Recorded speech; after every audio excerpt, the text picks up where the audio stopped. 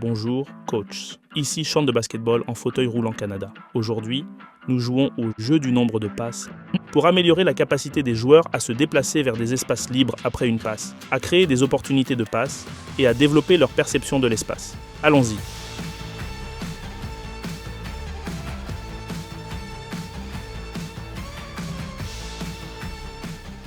Diviser les joueurs en deux équipes sur la moitié du terrain. L'objectif est de conserver la possession du ballon et de cumuler des passes jusqu'à atteindre le nombre cible, par exemple 20. La première équipe à réussir le nombre total de passes remporte la partie. Après chaque passe, le passeur doit toucher la ligne de fond la plus éloignée ou le mur avant d'être éligible pour recevoir une autre passe. En cas de perte de balle ou d'interception, l'autre équipe tente de cumuler le nombre de passes requis. Pour commencer, limiter ou éliminer les dribbles afin d'encourager les passes pour bouger le ballon. Les coachs doivent insister sur l'importance de se déplacer vers des espaces libres pour offrir un trajet sûr au ballon jusqu'au joueur. Les passeurs doivent utiliser des feintes et anticiper où les receveurs vont se diriger. Les joueurs doivent pousser rapidement après chaque passe pour toucher la ligne de fond et revenir dans un espace libre. Encourager les passeurs et les receveurs à dire les noms lors de la passe.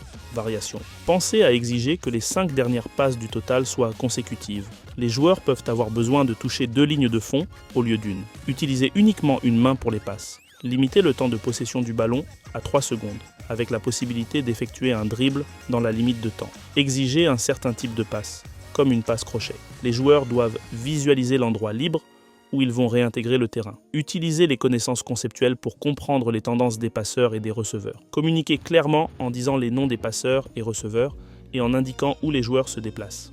Et voilà, coach. Jeu du nombre de passes, les joueurs peuvent travailler sur conserver la possession, se déplacer efficacement après une passe et sur la communication. Si vous pensez que cette activité convient à vos athlètes, un plan d'entraînement en PDF est disponible dans la description avec des instructions, des points clés et des variations. Merci de nous avoir rejoints. N'oubliez pas d'explorer les autres activités passionnantes de cette série sur wheelchairbasketball.ca et bon perfectionnement de vos compétences.